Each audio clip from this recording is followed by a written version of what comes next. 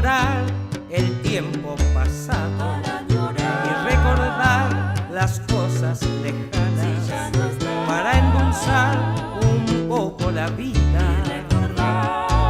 Van estas trovas galanas con este corte bien compadrito, con este ritmo nuestro y de antaño, revivirán los buenos momentos y alegrarán con ellos los años. Milonga bien de ayer, siempre bailó, no podrás nunca olvidarte por tu canción. Y no se puede negar que eras el rey y señor de toda fiesta cuando daba la ocasión. Lindo es soñar y recordar esos momentos tan bellos y darle rienda al corazón para que goce la vida. Y así, pasado el momento de haber vivido tan lejos, esos recuerdos añejos no volverán.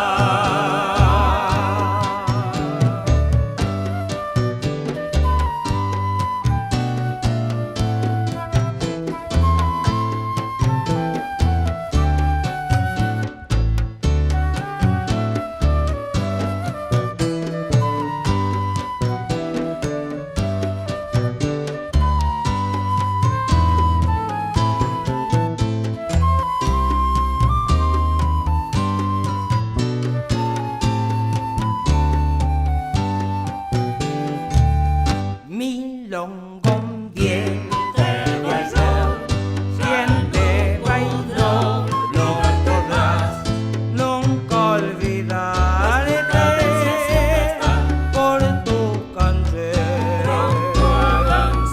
Y no se puede negar que eras el rey y señor de toda fiesta cuando daba la ocasión.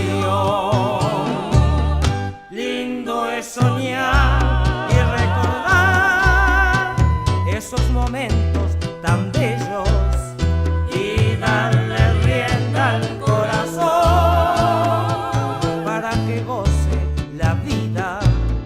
Y así, pasado el momento de haber vivido tan lejos, esos recuerdos añejos no volverán.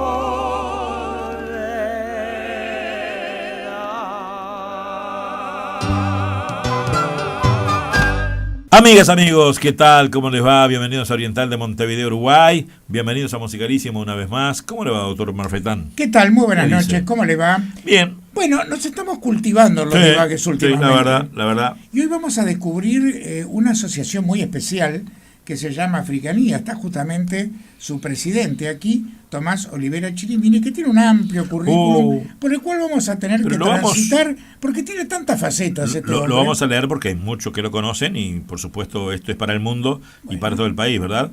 El señor Tomás Olivera Chirimini, nacido en Montevideo, es percusionista, investigador, conferencista, docente y divulgador de las tradiciones africanas en el Uruguay.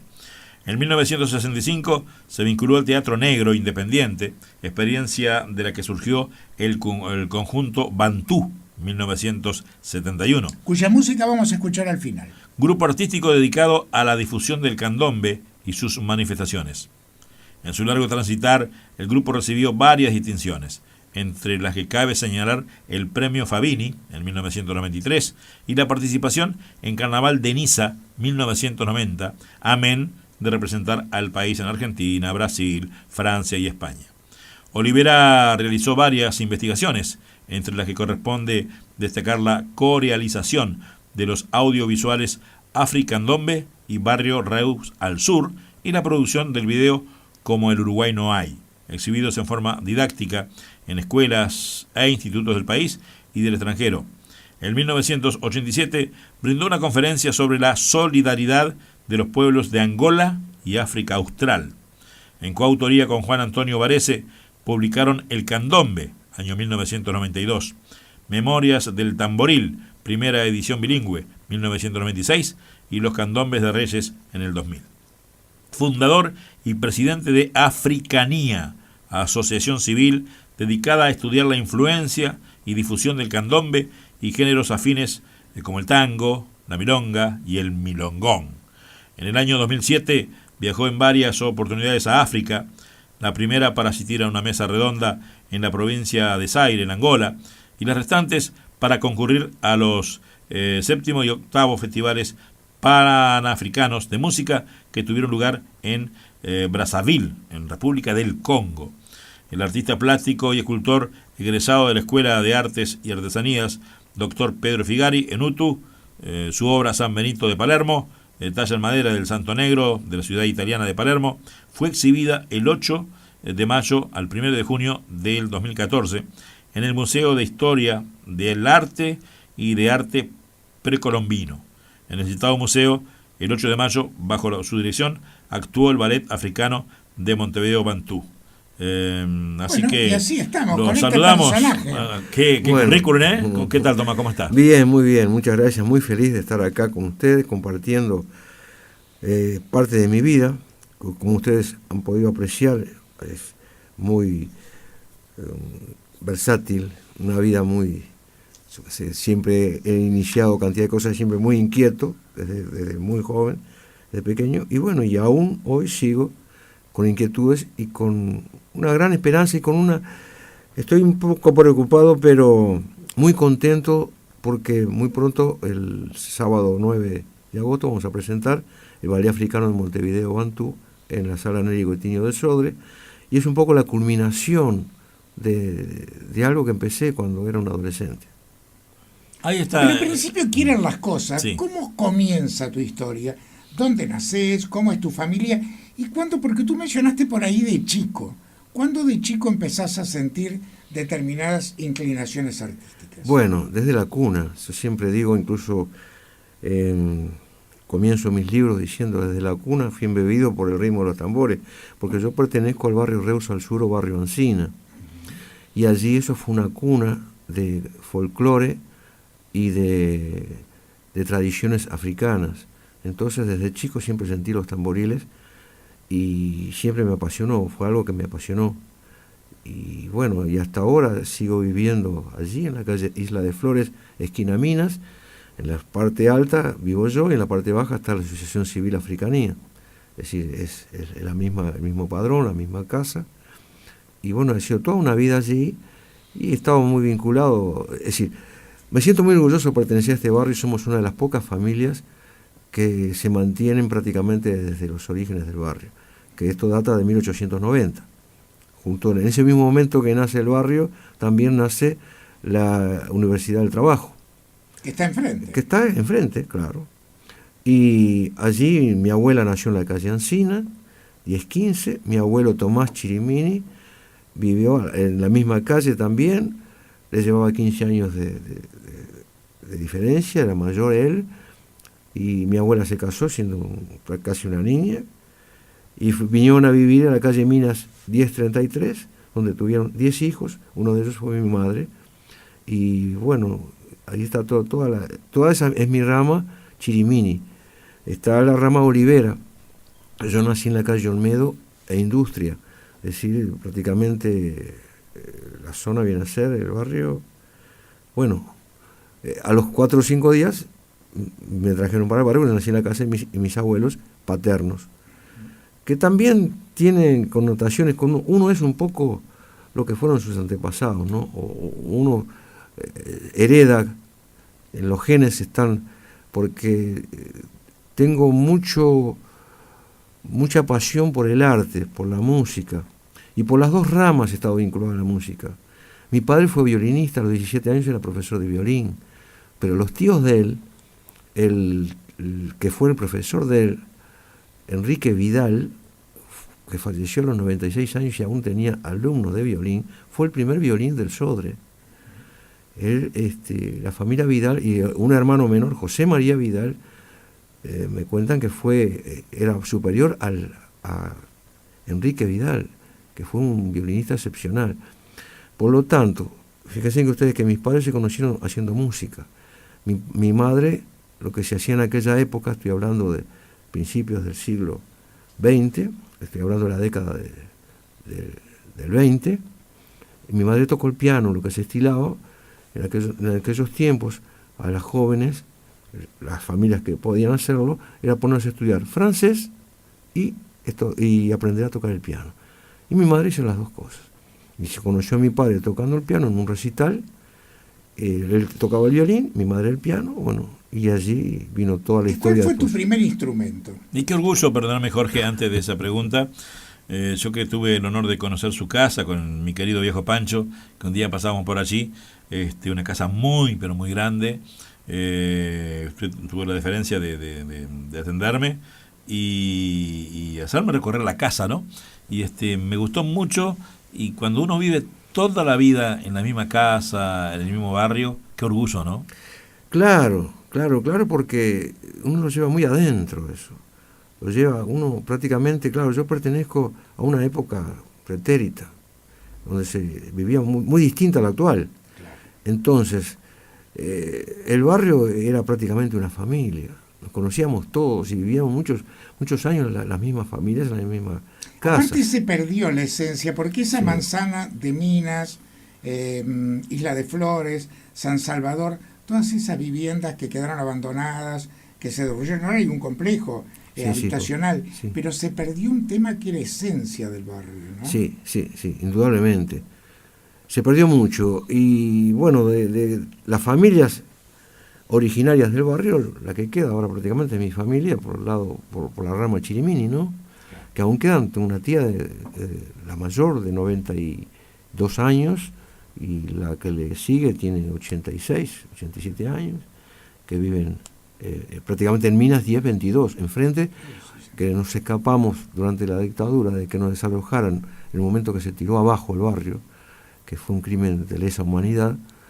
Tuvimos la suerte de poder mudarnos para enfrente y comprar una casa realmente, fíjense ustedes lo que significa. Son casas centenarias, sí, ¿no? Sí. Lo que significa los vecinos, la vecindad, porque allí donde está la casa actual que tú conociste, Abel, era la casa de una familia Colombo, pero de muchos años. Esa amistad estaba enfrente de Minas 1022, Minas 1033, y le mantuvo un precio baratísimo, y le mantuvo su palabra para que mi abuela pudiera comprar esa casa, y el destino quiso que fuera antes del desalojo, que eso fue por 1978, y en 1980 se tiró abajo todo el barrio, ¿no?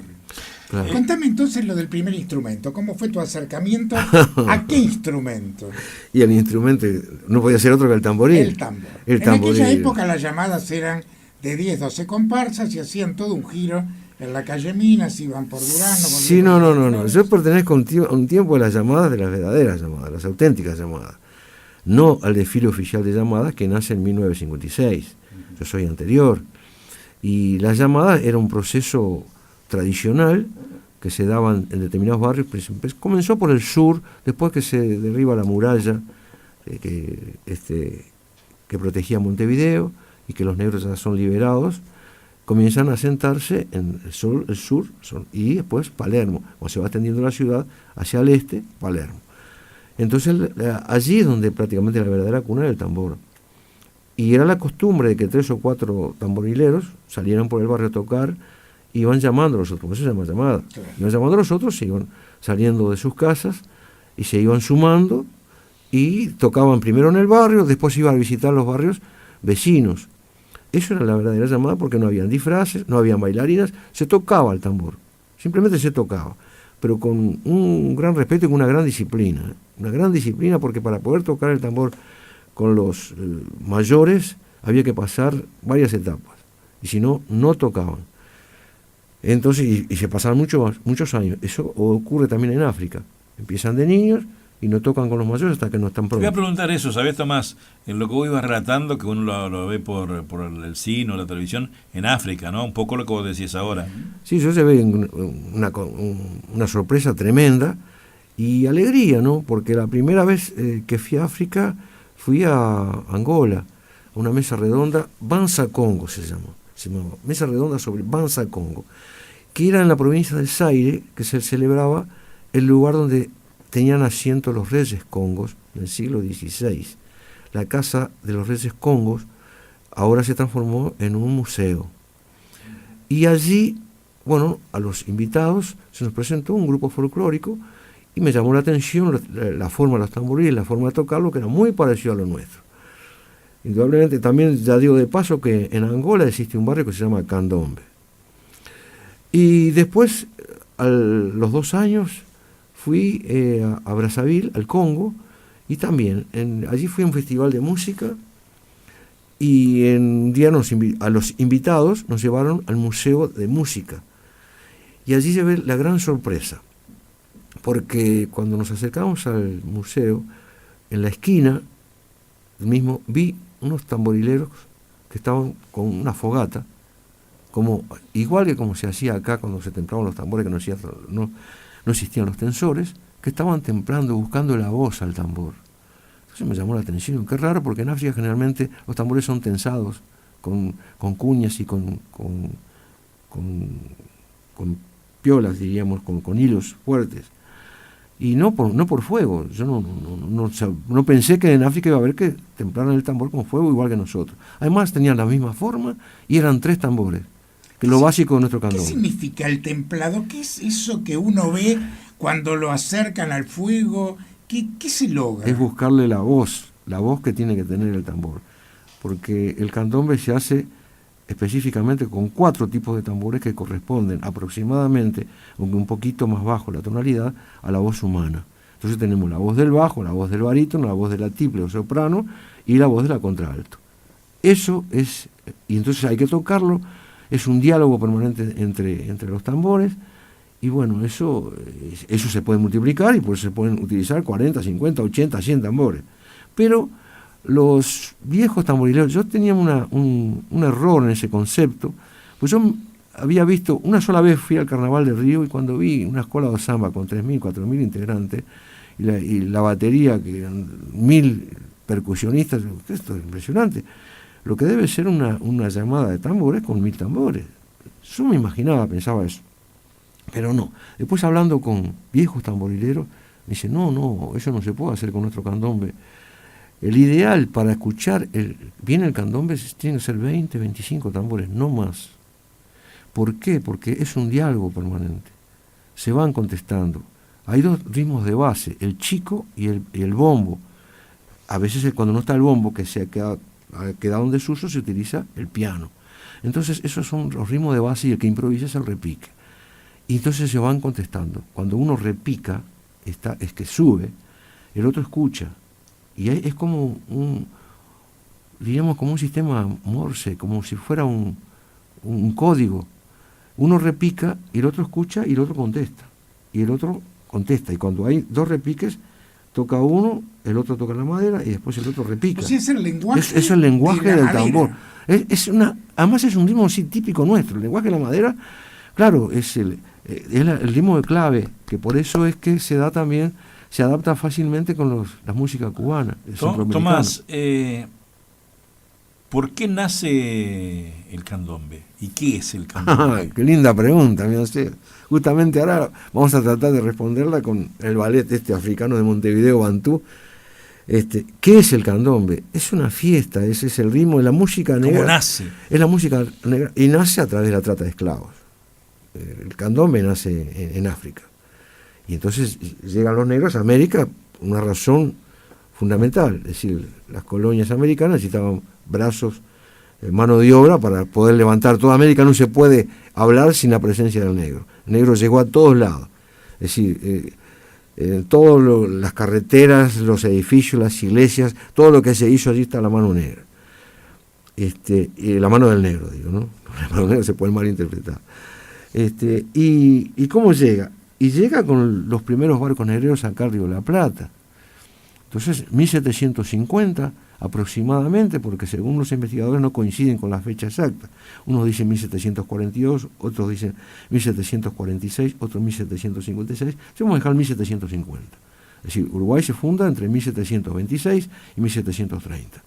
Es decir, 20 años después, es decir, el gobernador le pide a la corona española que necesita manos fuertes para que vengan a trabajar acá al Río de la Plata. Y comienzan a llegar barcos negreros. Y siguen llegando, y van llegando, y van llegando. Y esta ciudad nuestra, esta bendita ciudad de Uruguay, con su capital Montevideo, tiene, es decir, yo creo que estamos bendecidos por la mano divina, ¿no? Porque la ubicación geográfica que tenemos es, los ingleses ya lo habían visto muy bien, es una ventana abierta al Océano Atlántico, con un puerto de aguas profundas, muy fácil de entrar. Eso lo vio el alemán con el Graf Spee, cuando disparó en la Segunda Guerra Mundial, entró rápidamente en el puerto, que lamentablemente para los argentinos la cosa cambió, porque Argentina recibe todo lo que trae el río Uruguay, el Paraná, y se va asentando allá, y tienen que tener los canales muy difíciles de acceso a Argentina. Lo nuestro es muy fácil. Entonces aquí hubo una gran disputa, ya le echaron el ojo porque era una cuña entre Brasil y Argentina, Uruguay. Y los ingleses le echaron el ojo. Pero los portugueses también. El Tratado de Tordesillas dejaba una parte para Brasil y otra parte para España. Y aunque no le correspondía acá, Brasil ya le había echado el ojo y en 1680 ya funda Colonia. Y que la corona española dice, bueno, si dejamos que Brasil se extienda, esto Uruguay es brasilero. Entonces manda a Zavala, que era el gobernador, Mauricio Zavala, que estaba en Argentina, le dice, no, hay que levantar un fuerte que le va a hacer algo porque si no la corona portuguesa se va a apropiar de Uruguay y eso no puede ser. Entonces inmediatamente se construye un fuerte. Uruguay nace un fuerte, es decir, protegido por la muralla, y le ponen la bandera española. Y bueno, comienzan a llegar los barcos negreros en gran cantidad, tanta cantidad que a principios del siglo XIX, 1803 aproximadamente, se calcula que la tercera parte de la población era negra. De tantos negros que llegaban, ¿por qué? Porque llegaban acá al puerto, se les ponía en cuarentena en el caserío de los negros, una pequeña islita que estaba ahí antes de llegar a las refinerías donde está actualmente ANCAP. Allí se les preparaba en cuarentena para evitar problemas de contagiar, de contagiar enfermedades y prepararlos bien, que venían en unas travesías muy muy duras. Muchos quedaban en la travesía desde África a América, ¿no? Y demorarían meses, ¿no? Sí, claro, se demoraba meses. Ahora, se les preparaba, después se les vendía, pero la corona española declara en 1791, creo, si no le erro por un año o dos, el puerto único para la introducción de esclavos acá en América y en toda la región, a Montevideo. Es decir, acá llegaban cantidad de esclavos y se enviaban para Bolivia, para Chile, para Perú, iban por tierra, ¿no? Es decir, por eso estaba lleno de esclavos. ¿Cómo se logra mantener la tradición a pesar de esa situación de esclavitud? Bueno, al principio se logra más por la necesidad de estar unidos, la necesidad de reencontrar un poco la patria. Ustedes imagínense que todos los negros que venían acá en la época de la trata, eran arrancados de su lugar, de su familia, de su lugar de origen. Era muy doloroso, muy triste. Además, ellos eran cazados en la selva, se les traía a los puertos de embarque hacia América y no sabían ni para dónde iban. Es decir, no sabían, entonces llegaban acá y bueno, o a distintas partes de América, ¿no? Inmediatamente se diseminaba. Entonces vamos a ver dos tipos de esclavitud en América. Un tipo de esclavitud de plantación, que se da en Brasil, donde justamente ahí existen grandes extensiones de tierra aptas para plantar algodón, azúcar, café, maíz, etcétera, cacao. Y está el tipo de esclavitud urbano, que es el que se da acá en el Río de la Plata, en la ciudad, en donde son en menor número que el de las plantaciones, menor número de esclavos, y más diseminados inmediatamente, e inmediatamente también se le inculca la religión católica. Entonces todo eso hace que al transcurso del tiempo comiencen a olvidarse sus costumbres, a olvidar sus lenguas, a olvidarse. Y tratan de unirse. Es muy difícil acá, en el sistema de esclavitud urbano, hacer eso.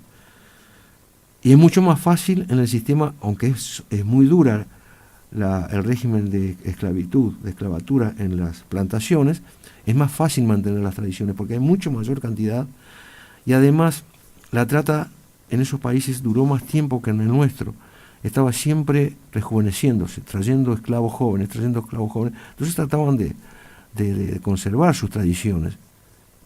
Trabajaban de sol a sol y bueno, cuando tenían un espacio de descanso era para cantar, lamentarse, inclusive cantaban trabajando, y después vinieron las insurrecciones, las grandes insurrecciones que formaron los famosos quilombos. El quilombo que está en Brasil. Digamos, ¿qué es esa palabra? ¿Qué significaba el quilombo? El quilombo de Palmar. No, perdóname, pero sí. Estoy escuchando y observando qué clase de historia fenomenal que nos estás dando, te agradezco. Pienso que toda la audiencia de Oriental, de Musicalísimo en el mundo, debe estar absorta, ¿no? Yo soy uno de ellos, porque no sé mucho de carnaval, y estoy escuchando con tanta atención toda esa historia que tú nos estás brindando, como buen historiador y con todo lo que tú sos, Tomás Olivera Chirimini, que es nuestro invitado. Te agradezco en serio porque a mí al menos me estás haciendo temblar un poquito yo no sabía esa historia de todos los negros, cómo llegaban al Uruguay, en qué año, y ahora sí la respuesta. Estimado Abel, yo esta historia es un poco el resultado de toda mi vida, de la dedicación de toda mi vida, porque yo empíricamente lo viví en mi barrio.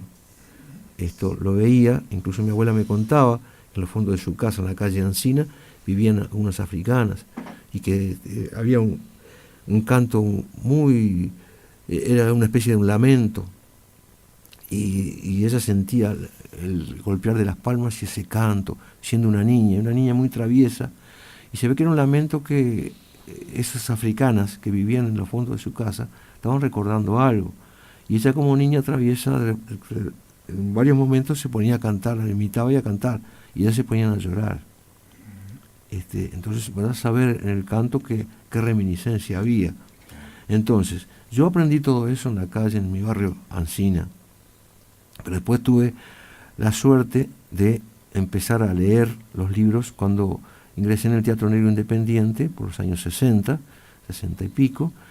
Quien estaba al frente era un abogado venido de Mercedes, que había perdido su fortuna, el doctor Francisco Melitón Merino Burgui. Y también estaba el doctor Andrés Castillo, que le ayudaba mucho, en la época de los teatros independientes. Y él quiso tener una experiencia de, por medio del teatro, tratar de elevar culturalmente a jóvenes marginales. A mí me permitió, yo estaba haciendo el liceo, había hecho el liceo ya, y me permitió entrar por excepción, porque él tomó gente casi marginal. Había una compañera nuestra que había sido criada prácticamente como una esclava en Salto, en las afueras de Salto, y llegó a Montevideo, y bueno, y él con la perseverancia y con la guía, decía siempre algo que...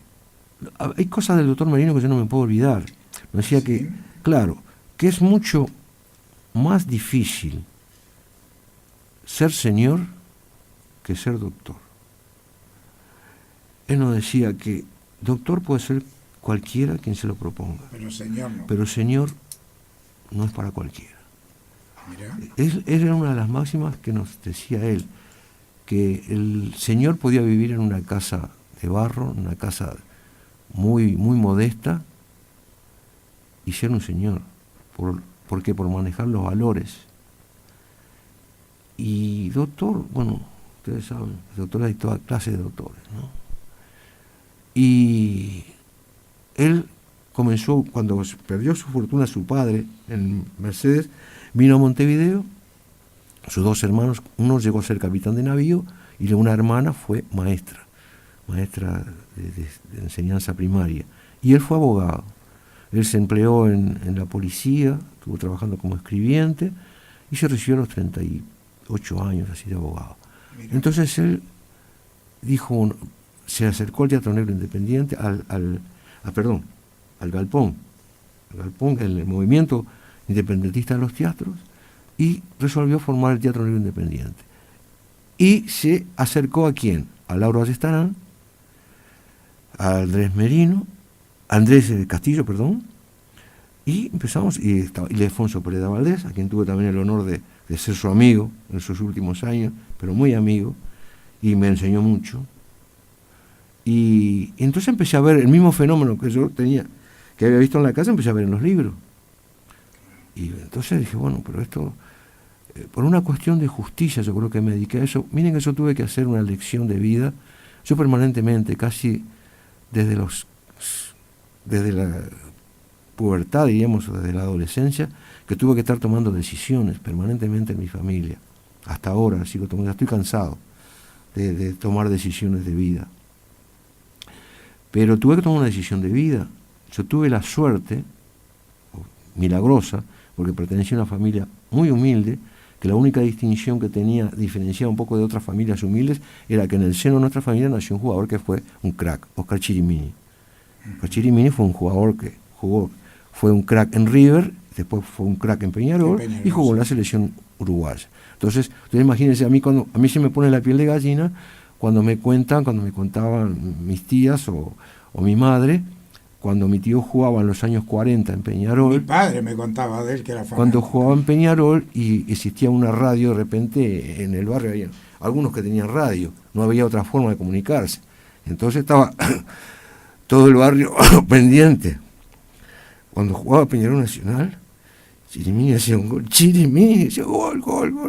Entonces el barrio estaba, y él fue una persona excepcional. Para mí fue como mi segundo padre, porque tuve el privilegio de ser el primer nieto, primer sobrino. Entonces era toda una gran familia que me rodeaba. Y mi tío tenía predilección, tenía un atractivo especial por los niños. Y yo fui el primero, imagínense que mi madre me contaba que cuando él iba a jugar a Chile, que no se iba muy lejos en aquellos tiempos, pero a Chile o a Perú o a Buenos Aires, preguntaba a mi madre, ¿qué le hace falta al nene? Y decía, bueno, escarpines, no traía un par, los padres, tenía 20 pares. Fue una persona excepcional. Tomate un poquito de agua si querés que... No, lo que pasa es que... Claro, porque empiezo a recordar todo esto. Es una historia fuerte, ¿no? Claro, yo decía que yo tuve mucha suerte en la vida. Yo tengo que darle gracias a Dios, muchas gracias a Dios, porque pertenezco a una familia muy humilde, como era la mayor parte de las familias del barrio, y tuvimos una niñez muy, pero muy feliz. Muy feliz, porque no teníamos nada, a lo que no tenían un peso en el bolsillo, y teníamos todo. Teníamos todo para ser felices. Por la ubicación del barrio, a pocas cuadras de la Rambla, la playa Ramírez, tenemos nuestra punta del este, la playa Ramírez, estaba el Parque Hotel con sus bailes, estaban las brisas del Plata, esos recreos donde se aprendía a bailar, uno iba a mirar, a aprender a bailar, y estaba a pocas cuadras del centro de la ciudad. Estaban los cines, los lunes populares, la iglesia cuando nos daba el catecismo, nos daba el desayuno, y además jugábamos al fútbol y nos daba cine, todo gratis. Los domingos nos daba cine, con una sola cámara que había que terminar un rollo, había que prender las luces, cambiar el rollo, pero nosotros teníamos cine y vimos películas de la época gloriosa del cine, ¿no? Y bueno, entonces no teníamos nada y teníamos todo. Nosotros con una pelotita, empezamos con la pelota, con la media de la tía o la media de la madre, y claro, llenarla de papel, y después encontramos que las medias de lana picaban un poco, ya cambiamos la media de seda por media de lana y vimos que picaba la pelota, y después empezamos a juntar dinero para comprar la pelota de goma, y los picados que teníamos en la calle, y después, otra cosa, la ubicación privilegiada que teníamos en el barrio. Ahora donde está la Embajada de Estados Unidos, esos edificios, la Amaro, todo la carta postal de España, todo eso era campo. En mi niñez. En la niñez de mi madre eso era playa. Estaba la playa Santa Ana, el agua llegaba hasta Gonzalo Ramírez. Y estaba la playa Patricio. Claro, la Rambla se construye después de la década del 30. Claro. Entonces todo eso era... entonces teníamos todo. Nosotros con una pelota, ya está. Ya estábamos. Y si el tiempo estaba feo, nos íbamos al seminario. O a otros los talleres. Claro, o si no, a los talleres de Don Bosco. Y ahí estábamos. Y teníamos una vida muy llana. Además, en una época que en cada esquina había una barra. Y se cantaba. Y se cantaba. Y se cantaba. Pues yo me acuerdo de la serenata que cantábamos de noche. Cantábamos lo que fuera. Pero barras, estoy hablando de 20, 30 muchachos. Cantando. Y hasta que nos tiraban un balde de agua.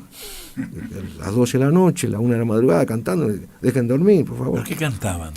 Lo que estaba mucho en la época de los boleros y las cosas mexicanas. Entonces se cantaban los corridos, ¿no? Habían programas de los mexicanos. Claro, De Miguel el alma de Mejía, mi mexicano, vagabundo y trovador, para todos mi amistad llevo en la mano, soy así de corazón.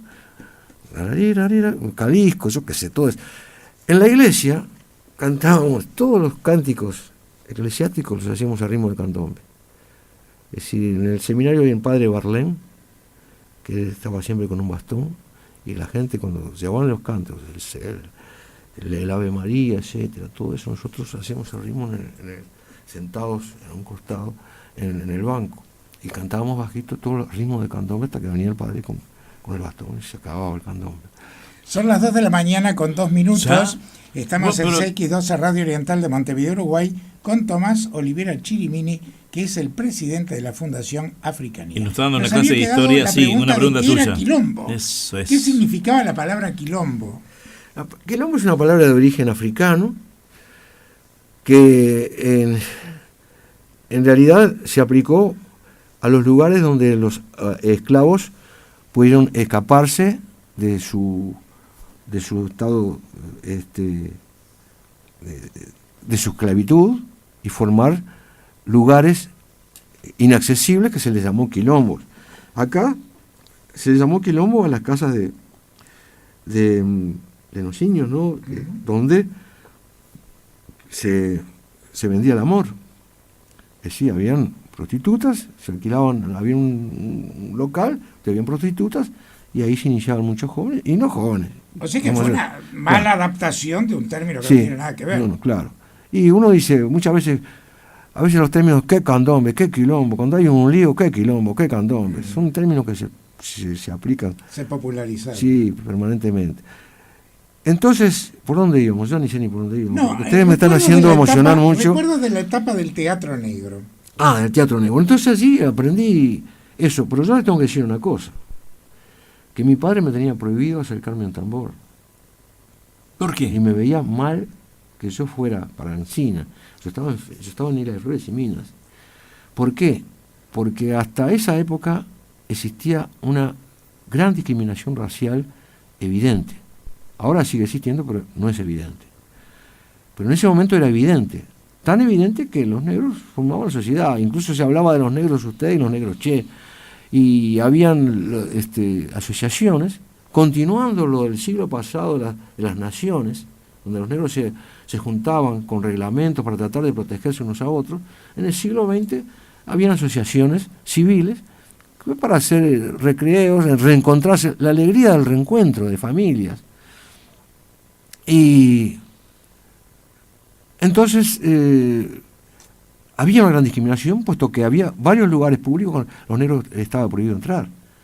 No solamente había confiterías, había cines, había bailes.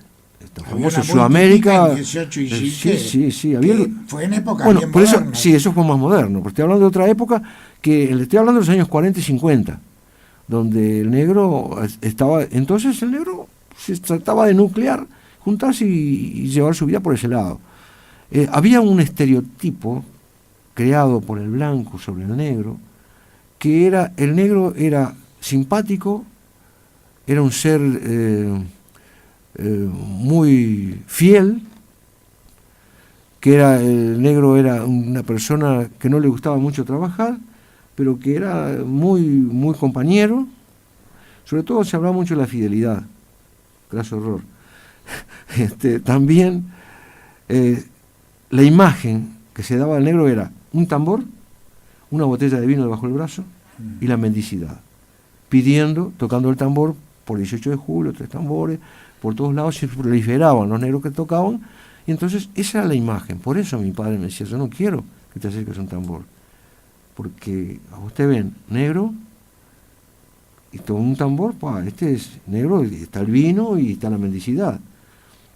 Y yo no le hacía caso a ninguno. Siempre Pero soñaba tu con fuerza tener un pudo más, porque esa etapa del teatro independiente, que nace en 1965, ya en el 71 surge el conjunto Bantú, Sí. como grupo artístico. Sí. ¿Qué te lleva a la creación del grupo? Bueno, ¿qué me lleva? Qué linda pregunta. Bueno, doctor, me hace cada pregunta preciosa. Lo que me lleva es que yo me hice prácticamente, me crié en una fuente del candombe muy tradicional. Y el candombe y fútbol prácticamente son ejemplos de la gente humilde. Gente que no ha tenido posibilidades de cultivarse, de estudiar, que han trabajado, y en los grandes futbolistas que salen sin tener una preparación. Y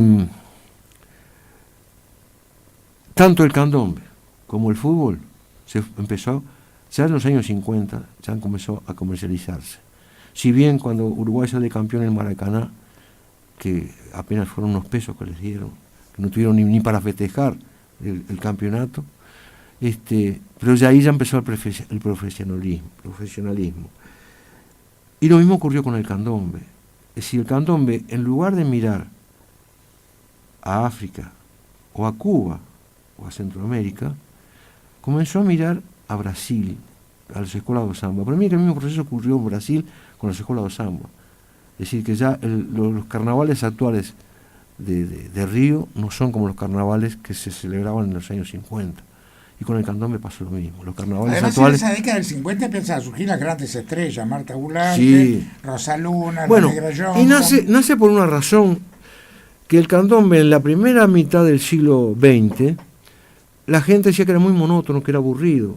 Incluso ahora también lo dicen. Pero ahora se ha vestido como una gran revista, como un gran show. Se ha hecho un show, y la figura de la vedette, que nada tiene que ver con África, eso tiene que ver con París, eso tiene que ver con Josephine Baker, con Mistingué,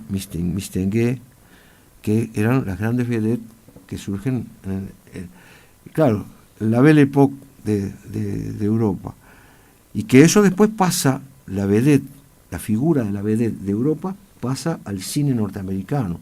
Empiezan la Foley Schiffer, las grandes producciones musicales norteamericanas, con esas rubias altísimas, con esas plumas, con esa vestimenta, y eso también, otra vidriera que la ve Brasil, y el carnaval de Brasil se empieza a vestir así, a vestir o a desvestir. Y bueno, el carnaval de Río es famoso en todo el mundo, entonces acá empezaron a mirar. Pero en lugar de tratar de incorporar otras cosas del carnaval de Río, trataron de incorporar... nunca puede una vedette nuestra competir con cualquier bailarina de Brasil, no puede. También se da en Argentina, en Corrientes. Ustedes ven un carnaval de Corrientes y es muy parecido muy a lo de similar. Río, Sí, sí. ¿no? Y además yo lo viví en el carnaval de Niza, lo vi, lo vi con mis ojos muy cerca. Entonces, ¿qué quiere decir? Que el candombe, lo que importa ahora son los números, más ahora con esta época mediática, la televisión, se transmite a todas partes del mundo y hay muchos ingresos. Ocurre lo mismo con el fútbol. Tú decías que en el Con 56 el además todo cambia cuando se hace el concurso oficial de... Sí, el concurso oficial llamado. ya venía antes. Claro, no. Antes en la década del 40 es donde justamente una gran persona y un gran visionario, aunque comienza a desencadenar la parte comercial, es José Antonio Lungo. En los años, a fines de los años 40 aparece la comparsa de negros, Añoranzas Negras, es donde aparece. Ya estaba ahí Bantú, ¿no? No, Todavía no, no. está muy posterior. no. Estoy Correcto. hablando de 50. Bantú es del 71. Claro. No, estoy Después hablando. te iba a preguntar por qué Bantú, por qué se te Ahora, ocurre Bantú. Ahora cuando enseguida. seguí en el Enseguida te proceso. digo. Déjame decirte el cambio que hubo en el candombe, hasta que aparece Marta Gularte y Pirulo, y aparece toda una presentación mucho más, más decorosa. Sofisticada puede ser. Sofisticada, más decorosa, porque hasta entonces la comparsa tenía, participaban en la comparsa muchos descendientes de inmigrantes. Ojo, que hay una cosa también que da lugar a la reflexión, que es la cantidad, la ola de inmigrantes italianos y españoles que llegaron a fines del siglo XIX a nuestro país y que también se asentaron en los lugares, en los conventillos y en los lugares donde estaban muchos negros y aprendieron a tocar el tambor. Es decir, hubo un intercambio cultural. Y entonces, ¿cómo se explica que en 1900, en la calle Isla de Flores y Tacuarembó, en el conventillo La Facala, nace la comparsa Esclavos de Nianza, formada casi íntegramente por blancos? Es 90 y pico % blancos. Habían muy poquitos negros. Y primer premio desde 1900 hasta 1932. Los rivales de ellos estaban a 50 metros en la Ancina. Los esclavos de Nianza tenían los rivales a los libertadores de África, en Ancina, que también dio mucho que hablar, que ellos eran casi todos negros. Los Nianza fueron casi todos blancos. Y tocaban, a mí me contaba un gran amigo que tuve, Luis Garbi, que nació en la calle Miní y veía las comparsas ahí frente al templo inglés a principios del siglo XX, y me contaba lo de las comparsas que veía, cómo venían, una cuadra, 2 cuadras de gente, una cantidad de tambores, cantidad de bailarines, y cantando, y con velas, con velitas, con estandartes, que era algo muy, muy tocante y muy nuestro, ¿no? Tan nuestro que, hablando de lo de la discriminación racial y hablando, si empezamos a hablar toda la evolución que tuvo el negro desde que se ingresó a nuestro país hasta nuestros días, el negro tuvo que sufrir muchísimo, pasó muchísimo, y sin embargo no se pudo con la música de él. El candombe se impuso, a tal punto que con todas las humillaciones que tuvo, con todos los dejados, con todas las necesidades que tuvo el negro, el candombe siguió para adelante, y en el 2009 la UNESCO lo declara Patrimonio de la Humanidad. Inmaterial de la humanidad. Sí, eso es un revés para muchos que no querían los negros. Mi padre no llegó a ver, por ejemplo, nuestra participación en el Carnaval de Niza en 1990. ¿Y hasta qué fue la esa primera vez con Bantú? Bueno, fue una experiencia inolvidable, fue el inicio de nuestros viajes. ¿Quién nos invita?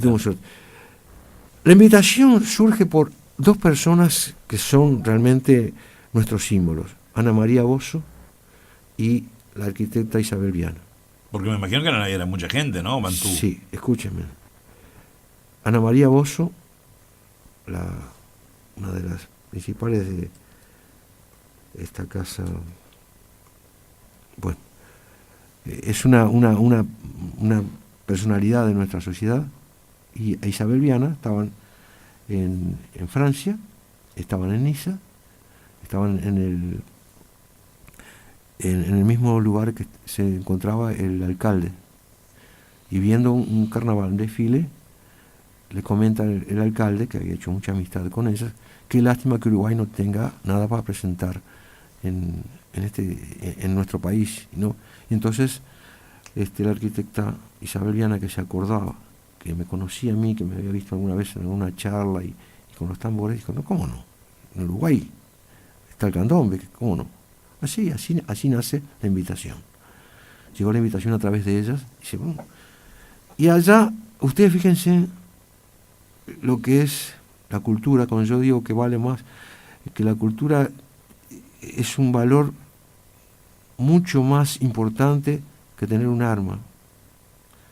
Porque yo lo pude ver a través de mi vida, porque tuve mucha suerte de poder tener acceso a enseñanza secundaria y terciaria. Y yo fui funcionario judicial, que ingresé gracias a mi tío Oscar, como ordenanza de tercera. Y ordenanza tercera era el cargo más, el último cargo, el escalafón. Después pasé a ordenanza de segunda, ordenanza de primera. Y yo estaba pero cuando los compañeros de trabajo en las oficinas, que mi trabajo era distribuir el trabajo del juzgado donde yo ingresé, y después pasé al Instituto Técnico Forense, era llevar expedientes y distribuir el correo y todas esas cosas. Y mucha gente no sabía, me decía, me trataban como el empleado más bajo, como un mandadero, me trataban con cierta displicencia, con mucho respeto, ¿no? Yo también siempre tuve mucho respeto. Una cosa que me enseñaron, respetá si querés que te respeten. Pero cuando se empezaban a enterar esta gente, compañeros funcionarios de distintas oficinas, de que yo ya había hecho secundaria y que después ingresé, después de unos años que estuve ahí dando vueltas, no sabía qué hacer, ingresé en medicina. Y cuando se enteraron que estaba en facultad y que empecé a adelantar, yo vi que me miraban y empezaron a cambiar la forma, pero hasta con miedo me hablaban. El respeto, ¿qué pasa? Y eso uno se da cuenta que la cultura, lo que uno puede tener dentro del cerebro de una persona, nunca sabe la persona que tiene enfrente hasta dónde puede dominar al otro. Y los grandes centros de poder buscan a la gente que tiene el cerebro, a la gente que está capacitada para dirigir su... Es un juego de ajedrez el mundo. Es un juego de ajedrez. Entonces, el problema está justamente que no sabe, el que está frente a uno no sabe hasta dónde yo puedo dominarlo. Él va a tratar de dominarme, pero como no sabe, entonces viene el temor. Por eso digo que es un arma, la cultura, un arma inapreciable. Y ahí porque ahí viene el temor del otro. Y ahí cuando dice, pero pucha, y ahí es donde la cultura me va a vender a mí. Y ahí es donde la cultura uruguaya es llevada a Niza a través de esta persona. Bueno, sí, y ahí la gran sorpresa nuestra, bueno, lo que le quería decir en relación a la cultura. Yo me siento muy orgulloso, muy contento del conjunto Bantú, y si ya terminara ya la historia del grupo, igual ya pienso que la tarea se ha cumplido. Porque ha sido integrada a lo largo de estos más de 40 años por algunos compañeros que no habían terminado primaria, por algunos otros compañeros que tienen antecedentes penales,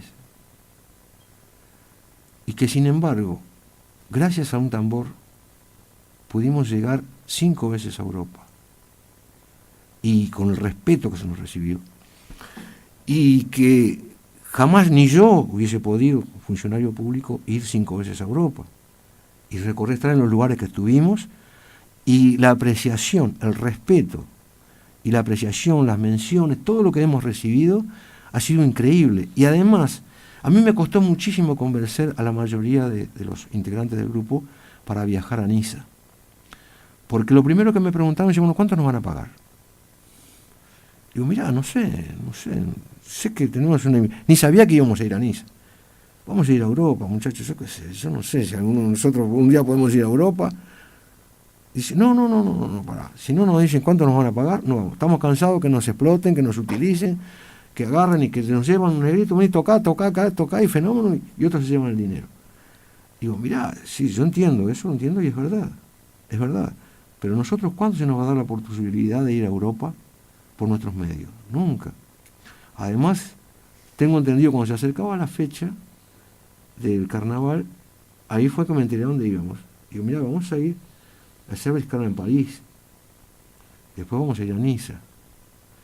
Yo qué sé, es una vida, nosotros no sabemos qué puede pasar con nuestro candombe. ¿Cuántos eran? Más o menos. 20. La delegación íbamos 36, pero se unió un grupo... 36. Un grupo de rock. Se unió de música de fusión, nosotros éramos 20. 12 tambores y 8 bailarines. Incluso yo tuve que bailar. No tuve que hacer lo que habría que hacer para llenar un poco el espacio. Pero la gran sorpresa, primero, algunos compañeros sí que eran líderes, porque dentro de todos los grupos hay líderes, me dicen, no, yo prefiero mirar los viajes del 12, veo a Alonso, veo los viajes del 12, pero a mí si no me pagan yo no voy. Los otros, el líder decía eso, no, yo no voy. Pero muchachos, yo no voy. Bueno, me costó muchísimo convencerlos hasta que al final salimos. Y ya nomás hicimos escala en San Pablo. Allí subió un grupo que venía a representar a Brasil, que venía de Bahía, con toda su característica inherente al brasileño, esa alegría natural, espontánea, que entraban con un pandeiro y haciendo ritmos ya en la escalerilla del avión. Nosotros mirábamos, ustedes saben bien cómo es nuestra idiosincrasia. Nosotros tenemos mucha timidez de hacer el ridículo. Nos callamos, el uruguayo es muy distinto del argentino. Y eso lo pudimos apreciar también en el mundo. Uruguayo, uruguayo abriendo los brazos. Argentino, no. Y ya en ver la actitud de los brasileños, llegamos al aeropuerto Charles de Gaulle. De allí tenemos que tomar un ómnibus que fuimos junto con los brasileños al aeropuerto de Orly y de ahí después tomar otro avión para llegar a Niza. El llegar a Niza y ver aquellas playas, ver el paisaje, ya eso ya valía el viaje. Que viniéramos de vuelta ya estaba. Pero, ¿qué pasó? Nosotros llegamos, teníamos un hotel de 4 estrellas con pensión completa. Muchachos, y encima nos daban argent de poche, un dinero de bolsillo que servía. No teníamos que gastar nada, todavía teníamos plata en el bolsillo. Y cuando se realiza el primer desfile, que es muy similar al desfile de inaugural de acá, a pesar que el desfile de carnaval de acá, en fin, vamos a hablar en forma positiva. El desfile es muy similar al de acá. Se hace por la Plaza Masséna. La Plaza Masséna es como si fuera nuestra Plaza Independencia. Está muy cerca de una rambla muy parecida a Positos, está el Promenade des Anglais, el Paseo de los Ingleses. Y hacemos la incursión como si fuera por el Hotel Victoria Plaza en la Plaza Independencia. Circunvalábamos toda la plaza y salíamos a 18 de julio y llegábamos, por ejemplo, hasta la Plaza del Entrevero. Ese fue el desfile. Lleno de gente, lleno de carros, de mascaritas, de todo, de papelitos, de serpentinas, de máscaras. Era algo increíble. Nosotros estábamos situados delante de Brasil. Y cuando estábamos en el precalentamiento, unos 10 minutos antes de iniciarse el desfile, veíamos que gran cantidad de turistas y la prensa en general venían con cámaras, con todo, a Brasil. Nosotros estábamos al lado ahí quietitos. Y Brasil era la figura porque era Brasil. La música brasileña estaba en todos los supermercados, por las calles de Niza, por todos lados. Además, hacía años que iba el grupo de Gilberto Gil, y era el rey, le decían el rey. Y nosotros estábamos ahí esperando cuando nos dieron la orden de partir. En un momento alentamos los tamboriles, prendimos fuego y salimos. Bueno, muchachos, arrancamos. Como éramos pocos bailarines, las muchachas invitaban la gente estaba en las gradas, como si fuera nuestra Plaza Independencia, toda la plaza con gradas hacia el Monumento Artigas y después lleno de gradas y mesas hacia las, ¿cómo se llaman? Las pasivas. Todo lleno de gente. Pero había mucha gente de pie, como si fueran las pasivas nuestras. Y las bailarinas nuestras, que eran 3 o 4, se hacían así, que venían a bailar. Mucha gente se largó a la calle. Consecuencia, se largó a venir a bailar con nosotros. Sintiendo el ritmo de esos 12 tambores que eran todos del barrio tocando, era un concierto de tambor. Y al día siguiente vemos en los diarios la vedette de este carnaval. Habían 10 países invitados, Inglaterra, México, Argentina. Las vedettes de este carnaval son Uruguay y Argentina. Entonces nos quedamos asombrados en los diarios. Y los guías, cada agrupación tenía 3 guías. Guías que estaban permanentemente con nosotros. Nos dijeron, miren, realmente la música de ustedes es algo increíble. Nosotros somos fanáticos de la música brasileña, somos fanáticos de la música africana. Y realmente todos los años vienen acá, todos los años, pero no podemos bailar. Yo escuchamos a ustedes esos tambores y podemos bailar. La primera vez que se da en la historia del carnaval de Niza, que la gente se largó con los tambores a la calle. No se largaba, la gente miraba y aplaudía, pero ahí se largó. Entonces, bueno, qué mejor testimonio que eso. Bueno, los muchachos estaban, porque Niza es una vez. Uno se sentaba en la. Bueno, tú lo conoces. Es un lugar soñado. Uno se sentaba, como si fuera nuestra playa Positos, con el banco mirando hacia el Mediterráneo. Y veía aquel color azul turquesa, una embarcación, ya era una tranquilidad para el espíritu. Y atrás se daba vuelta y veía las montañas. Veía las montañas llenas de nieve, llenas de casitas. La parte vieja de Niza, lo que esas calles estrechas con subidas, bajadas, era un sueño. Uno de los muchachos estaban tan alucinados que apenas tomamos el avión de regreso, che, ¿cuándo volvemos? El trabajo que me Así daba que ahí se convencerlo. perdieron los temores. Sí, sí. Tomás, te había preguntado, Abel, sí. ¿por qué Bantú? ¿Por qué elegiste ese nombre Bantú? Bueno, ¿Qué Bantú nace significa? Bantú significa, es una palabra que unifica a prácticamente todos los pueblos africanos situados al sur de la línea ecuatorial, por afinidades lingüísticas. Esos son todos bantúes. Es decir, el Congo, Angola, Mozambique, incluso África del Sur, los zulúes, son todos bantúes, porque hay una gran riqueza lingüística. Esos son bantúes. Y el nombre, la sugerencia me la dio el doctor Francisco Merino en el Teatro Negro Independiente. Qué bueno. Hablemos un poco de esas investigaciones que hiciste tú con los audiovisuales Africandombe y Barrio Reus al Sur y la producción de Como el Uruguay no hay. ¿Cómo fue esa experiencia? Pero antes, Jorge, dejanos identificar la radio, qué hora es. ¿No?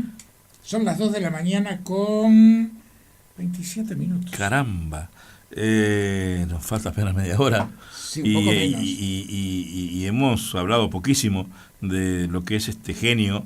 Del genio carnaval, no. pero No, déjame por decirte favor. porque estoy aprendiendo muchísimo. No, pero genio no, yo que no. no soy No, a ver, carnavalero, pero genio no. pero Simplemente Tomás Olivera, una persona que tuvo que tomar una decisión entre la medicina y el tambor y elegí el tambor, porque tengo mucho respeto por la medicina. Contanos ahora, entonces qué de esto. decisión, ¿eh? Sí. Y bueno, tiró Sí. lo que más le gustaba y está bueno eso. Lo de los audiovisuales, ¿cómo fue la preparación? Lo de los audiovisuales fue justamente el colorario del amor al barrio. Y eso nace por mi amistad por otra persona que ustedes tendrían que entrevistar acá, que es Juan Antonio Varese. Varese realmente es un símbolo cultural de nuestro Con el país. cual tú además has escrito. Sí, pero él es una maquinita cultural. Larga libros y libros y libros, está estudiando, investigando. Es escribano, se jubiló y se ha dedicado prácticamente a la cultura. Es increíble lo que ha hecho. Y a mí, prácticamente, fue un motor impulsor de todo, de poder escribir y hacer todo esto. Yo no lo hubiese podido hacer por mis medios. Y él llegó a casa buscando, sabía que nosotros presentábamos nuestros espectáculos, y hicimos el tango, la milonga y el candombe en la Alianza Francesa, y siempre presentamos con diapositivas, con slide, proyectábamos en la pantalla. Entonces él se enteró, no sé por qué, que yo tenía slide, tenía la manía de juntar cosas y juntar slide. Entonces vino y dice, mira, yo sé que... Y ahí nació nuestra amistad. Le dije, sí, cómo no, elegí los que quieras, llévatelos. Se los llevó, después vino, y así empezamos a vernos, a hablar, y así surgió, vamos a hacer el audiovisual, Africandombe. La historia del candombe primero, y después el Reus al Sur. La historia del candombe, que dura 20 minutos, ahora ya no, porque no hay que pasarlo a otro formato. Yo lo llegué a pasar en una escuela en París, a niños de 4 o 5 años, con un silencio total.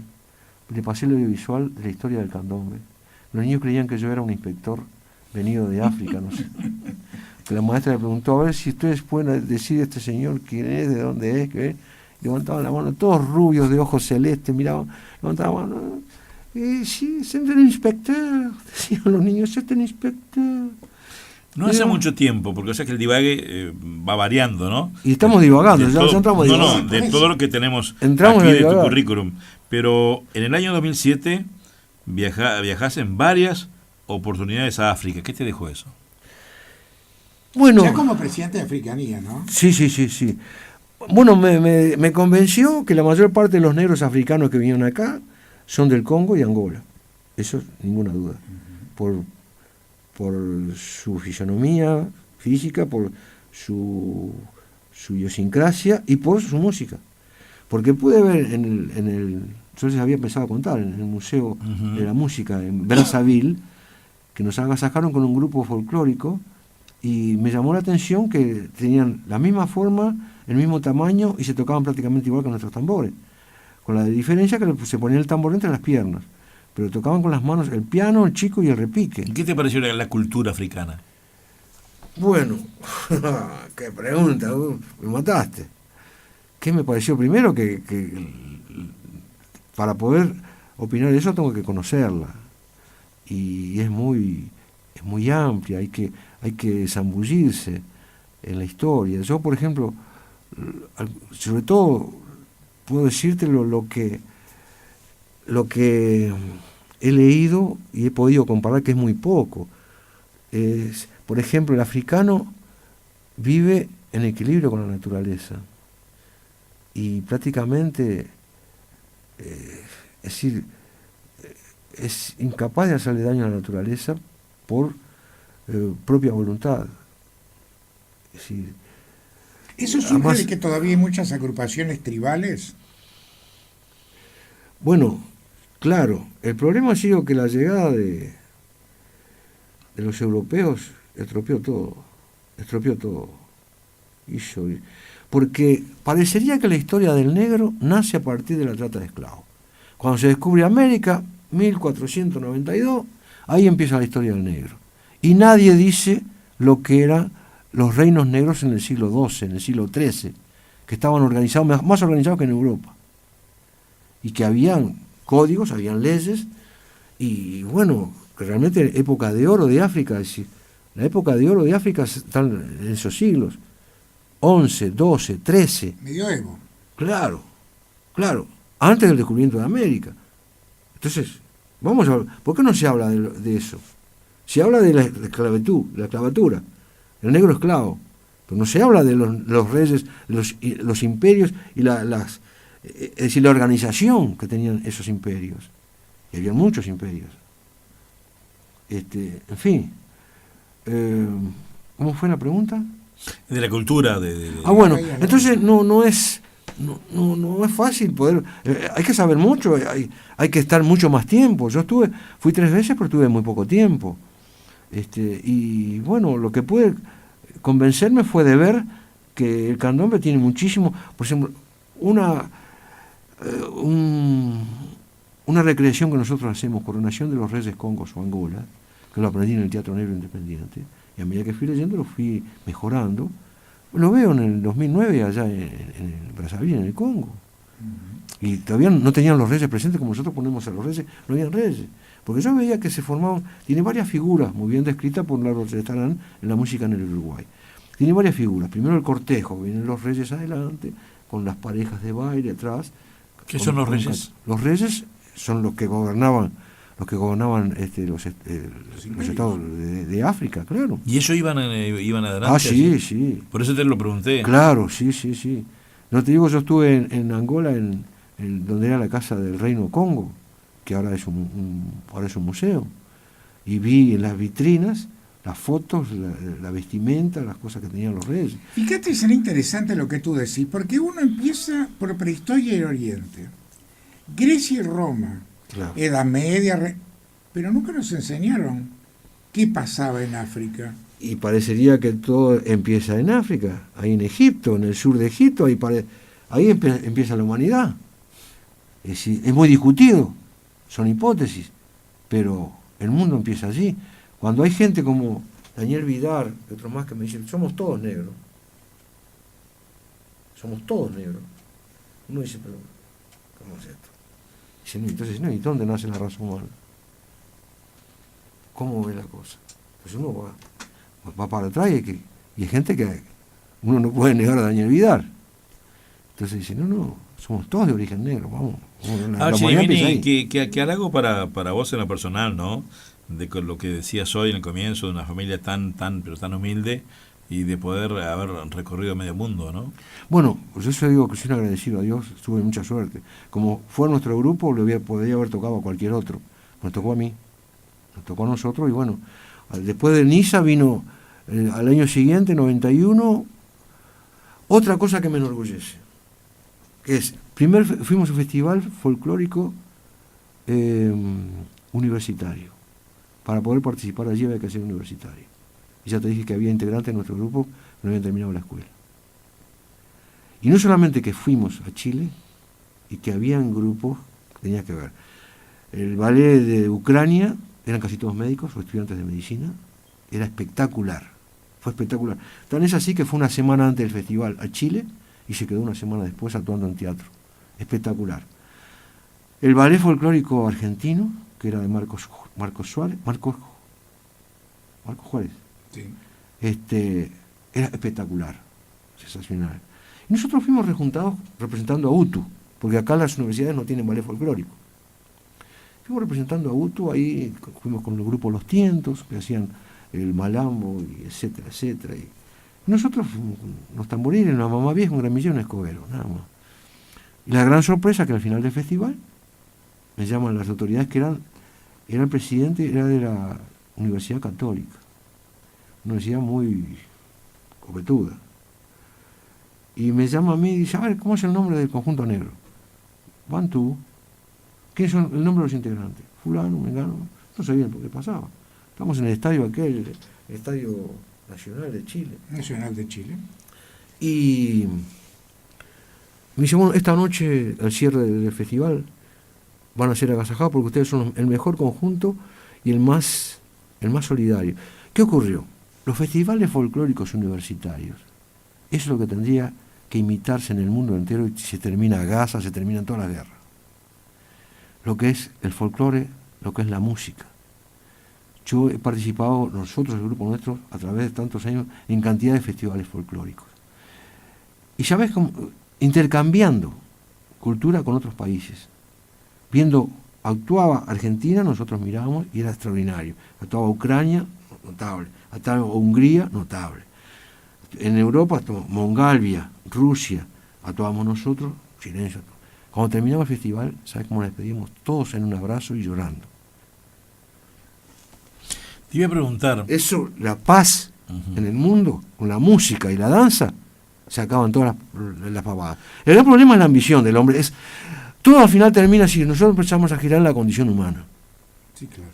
Termina en eso. ¿Y el poder? Porque es la ambición y el poder. El poder. Entonces es un movimiento de poder. Pero la música y la danza... No es la gente la que busca estas cosas, son sus dirigentes. Que es muy bueno, por acá nunca se hizo un festival de danza así internacional, invitando de otros países, intercambiando. ¿Se puede hacer? Y claro que se puede hacer. Hay que invertir dinero, pues se puede hacer. Si se hizo... Nosotros, a partir del festival ese folclórico universitario en Chile, nos empezaron a invitar que vinieran al conjunto Bantú. Y yo le decía, pero mire que nosotros no somos universitarios. No importa, queremos que vengan ustedes. Después vino un festival universitario en Bolivia. Vino en Guerrero, en México. Estuvimos en Argentina, en Marcos Juárez. ¿Cómo se llama? Bariloche, ¿no? ¿Cómo es? En Mendoza. Y en todos lados decían, no, y yo le decía, pero mire que el grupo no importa, vienen con invitados porque ustedes tienen que estar. Incluso a mí me nombraron delegados estaban, todos eran representantes de universidades de distintos países. Y eso tendría que imitarse, tendría que hacerse. Es difícil, pero se puede hacer. Y más cuando tiene una finalidad, un objetivo, que es por la paz. Está bueno eso. Nos queda una última porque después hay unas preguntas que Abel te tiene que hacer al final. Hablemos un poco del artista plástico y de esta exposición que tú hiciste recientemente en el Museo de Historia del Arte y Arte Precolombino, específicamente de este San Benito de Palermo. Bueno, San Benito de Palermo tiene su origen en esto que yo les relaté hace un momento, en la coronación de los reyes Congos o Angola. Los negros, por un proceso de sincretismo, diríamos, para tratar de recordar a sus dioses africanos, veneraban cuando los amos se lo permitían en sus candombres, a dos reyes católicos negros, a San Baltasar y a San Benito de Palermo. Palermo, la ciudad de Palermo italiana, ¿no? Y nosotros, después que yo estuve en el Teatro Negro Independiente y comenzamos a representarlo con el conjunto Bantú, siempre le pedimos a la iglesia, vinimos acá al Señor de la Paciencia, San Francisco de Asís, con el padre Stefanoli, le pedimos el San Benito prestado, que está tallado en madera, mide 1,45, y siempre nos lo prestó. Y con él nos acompañó múltiples representaciones. Lo poníamos al lado de los reyes. Estaba el San Benito al lado de los reyes. Era una demostración tratando de revalorizar, de rehacer un poco esas danzas. Pero quiso el destino que yo queríamos tener nuestro San Benito nosotros. Queríamos tener, y no estar pidiendo a la iglesia cada vez porque era un riesgo tener como se dice, algo que es propio de la iglesia, ¿no? Entonces dije, no, yo esto, primero lo intenté comprar un maniquí, pero no alcanzaba el dinero. Quise comprar un maniquí negro uno cobraba más porque era negro. Yo dije, pues claro, yo había visto, ofrecían, se hacían maniquí por $100. Y me fui ahí corriendo, dije, voy a $100, juntamos, peso por peso hasta llegar a $100. Voy a comprar el maniquí, y me dice, bueno, ¿cómo lo quiere? Quiero un maniquí negro. Si me lo puede partir a la mitad, mejor para poder, en valijas, para poder trasladarlo. Me dice, bueno, le sale $300. Pero ¿cómo? Digo, si en el diario dice $100. Sí, pero eso es para Jean. Jean no compra haciendo maniquí. Usted me quiere un maniquí y todavía negro, $300. Bueno, se me vino todo a los pies el ánimo. Digo, y un buen día paso por la puerta de la Escuela de Artes de Artesanía Figari y veo cursos de talla en madera. Dije, yo voy a ver si me tiro. Y ahí me metí. Y ahí empecé a hacerlo, hice 3 años. 3 años. 3 años, lo terminé. Y ahora está en la Asociación Cristiana de Jóvenes. Lo están exhibiendo allí. ¿Y qué representó para ti poderlo exhibir en un museo tan emblemático como justamente y para mí fue un reconocimiento muy contento, muy orgulloso, muy lindo, porque saber que ahora tenemos a nuestro San Benito, pero paradoja, ¿no? Ahora no lo podemos llevar para las funciones porque pesa tanto. Hice la cabeza de determinado tamaño, que después las proporciones, por la proporción áurea que hay que hacer el resto del cuerpo, mide 2 metros y pesa casi una barbaridad. Caramba. Entonces ahora no lo podemos montar como el otro que medía 1,45 y pesaba mucho menos, lo llevamos para todos lados. Ahora tiene que quedar quieto ahí. Fíjate que fue una paradoja. Hice el San Benito con la ilusión de llevarlo a todos lados con nosotros y ahora tiene que quedarse quieto en un lado. Una pregunta tonta la mía, ¿no? Tonta Sí. para aquellos que no entendemos. ¿Cómo se hace para aprender a tocar el tambor? Vos que sos un profesor. Empíricamente. Yo un día intenté y las manos se me quedaron moradas. No. ¿Es un don? Mirando. No, es un don para algunos. Yo tengo el orgullo de haber tenido de las mejores tamborileros del país. Algunos que tenían un don. Y ahora existe uno que sigue con ese don. Es decir, es como un sexto sentido. Pero eso es algunos. Pero tocar el tambor tocan mucho y lo hacen muy bien y empíricamente. Ahora hay escuelas de candombe. Pero tienes que preparar las manos. ¿Cómo haces para tanto tiempo? No, hay que mirar y tener un poco sentido del ritmo. Se va marcando y se aprende. Antes nadie enseñaba nada. Claro. Nadie enseñaba nada. Se miraba y tocaba. Y cuando estaba pronto tocaba. Uno miraba cómo ponía las manos, cómo caminaba, cómo se acercaba, miraba a los mayores. Digamos, es un aprendizaje natural. Claro. ¿Qué te gustó más? No sé cómo vamos en hora, mi querido Jorge. Tenemos 3 minutitos antes de las 3 preguntas fundamentales, porque nuestro invitado hoy se tiene que ir un poquito más temprano, y al final ustedes van a escuchar 2 temas justamente del grupo, ¿verdad? Uno que es un milongón. Ese milongón está dentro de lo que me preguntaste tú hoy. ¿Qué significaba lo que habíamos hecho?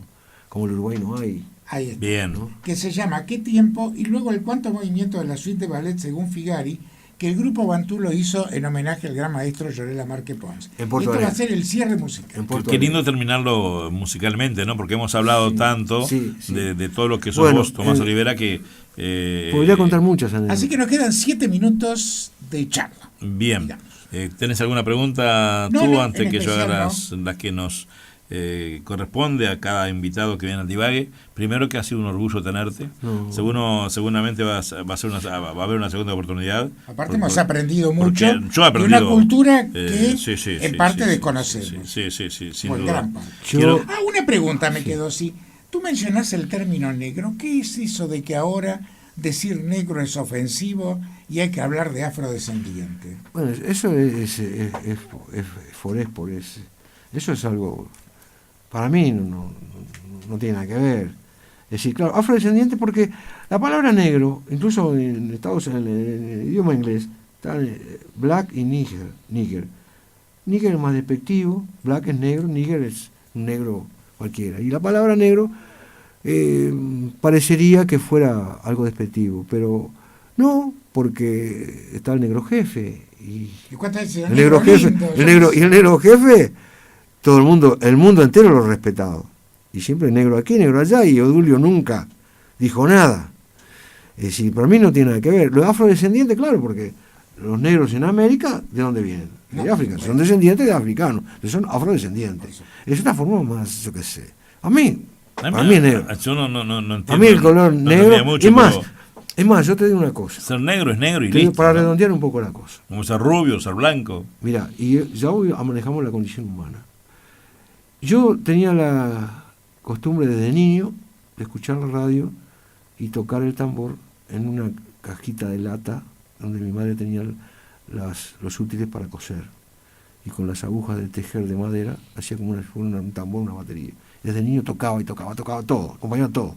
Zarzuelas, sopra, operetas, todo ritmo de canto. Mi madre me decía, pero vos todo lo ves negro, todo, lo negro es lo mejor, no hay nada mejor que lo negro. Y mi madre tal vez no sabía que en el fondo mío yo siempre traté de defender al ser humano. Si fue y si es que yo me embandero ahora con la cultura afro, es por una cuestión de justicia nada más. Que digo, siempre venimos corriendo de atrás. Venimos corriendo de atrás cuando teníamos que estar todos corriendo, partir todos de la misma balsa. Es decir, entonces, a mí no me importa ser negro, blanco o rubio. Es decir, indudablemente que todavía yo digo, los negros no nos hemos podido desprender de las cadenas de los pies, no nos hemos podido desprender de muchas cosas. Vamos a las 3 preguntas finales. Bien, y un abrazo, Jorge, antes a alguien que provocó este divague y que sabe muchísimo, que es mi amigo Francisco González, mi padre adoptivo, Pancho, lo llamo yo, claro, el viejo tío. Pancho, ¿no? Sí, que él fue el promotor de todo esto, porque él también tiene una cultura, don Pancho, Él realmente vivió impresionante. mucha de esa época. Claro, esa y yo sé que y él está no se escuchando permitía- ahora. No se permitía entrar a los negros, no se permitía entrar a los blancos. Sí. Él Él cuando vivió me toda esa empezaba a época. hablar de vos era Todo eso, impresionante. sí. Tomás, las últimas 3 preguntas por hoy. ¿Cómo no? Porque esta es una radio de la Iglesia Católica, ¿no? Entonces hacemos 3 preguntas a todos los invitados. ¿Sos católico? Sí, ¿Crees en Dios? sí. ¿Por qué? Porque indudablemente que hay algo divino dentro de la naturaleza humana. Por eso creo en Dios. Ojalá que pase mucho tiempo de que nuestro amigo Tomás Olivera Chirimini abandone el mundo físicamente. ¿Qué crees tú que hay después de que te vayas? Mira, el día que deje de existir, mi corazón seguirá latiendo en todas las cosas que amé. Esa es una frase que me dijeron una vez. Y bueno, yo pretendo que el día que deje de existir, en un tambor, en una pintura, en una escultura, que bueno, por aquí una persona que dedicó parte de su vida a eso y tomó este rumbo. He empezado cantidad de cosas, no he terminado nada, pero me siento bien interiormente. Mi madre era muy católica y gracias a su catolicismo falleció, se fue en paz. Una persona que se murió más en paz, siempre con la Biblia en la mano. Yo no soy un católico práctico. Tomé la comunión, pero es decir, yo siempre tuve el lema hacer el bien por el bien mismo, sin esperar nada de otro. Tratando de hacer el bien y nada más. Ese ha sido mi lema, lo que he tratado de inculcar a mis sobrinos, a mis sobrinas, a todos los niños, trato de inculcarles, tratar de hacer el bien.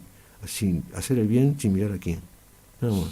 Hoy es lunes y tenemos en nuestro espacio ahí por las 4:30, el Musicalísimo, a Conversando con el Cura. Y está el padre Julio César Elizaga, que te va a contestar. ¿Qué pregunta le harías a la Iglesia Católica o al padre Elizaga? ¿Por qué existen en el mundo tantas desigualdades y tanta injusticia? ¿Y por qué puede ser que haya tan poca gente con mucho poder, con mucho dinero y tanta gente que está prácticamente, que viven en condiciones menor que animales, cuando el mundo da para todos, para vivir bien, decorosamente y honrosamente? La pregunta que hago es ¿por qué, si hay comida para todo el planeta, por qué puede ser que hay gente que no sabe de dónde invertir su dinero, tiene tanto dinero que no sabe qué hacer?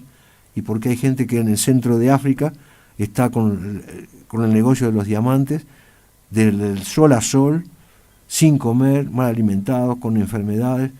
Esa es una injusticia muy grande. ¿Te gustó estar aquí? Por supuesto, porque me ha permitido desahogarme de muchas cosas. Y además, con ustedes es un placer. Recuerden que ahora, después de despedirnos, ustedes van a escuchar la música de Bantú, primero con Qué Tiempo, que es un milongón, y luego con un homenaje que se hace al maestro Llorela Márquez Pons con el cuarto movimiento Suite de Ballet según Figari, Grupo Bantú. Así que nosotros nos despedimos. Sí, nos despedimos, quedamos con la música de Tomás Olivera Chirimini. Muchísimas gracias por tu presencia. De mi parte es eso. ¿Usted se despidió? Sí, nos encontramos a las 3. a las 3 de la Recuerden tarde. que estuvo en grabaciones Henry Lagarde. Ok, y seguramente... Carlitos Condés y Juan Antonio Castro. Correcto. Todos nuestros compañeros. De mi parte es eso, no te olvides de algo que para mí es muy importante. Te quiero muchísimo, un doble beso. Seguí adelante que si vos querés podés. Cuídate mucho y nunca dejes de existir. Muy buenas noches.